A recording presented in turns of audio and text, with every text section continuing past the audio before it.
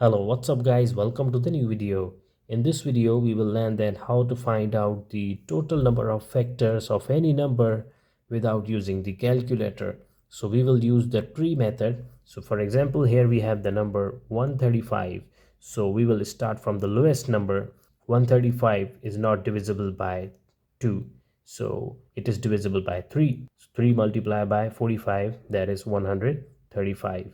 So 3 is a prime number and 45 is a composite number. So 45 can be further divided 3 into 15. So that is 45. 3 is again a prime number. So 15 is a composite number and 3 into 5, that is 15. Now these are prime numbers 5 and 3 times. How we will find out the total factors? First of all, we will see the product of the prime numbers. So here we have the two prime numbers 3 and 5. So 3 times and 5 one time. How we will find out the total factors?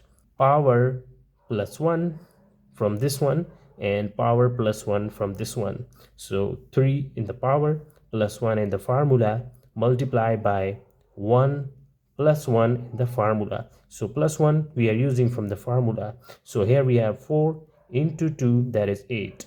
So the total number of factors of 135 will be 8. Now we will check that what are those numbers. So here we have 135. So starting from the bottom, 1 multiplied by 135, that is 135.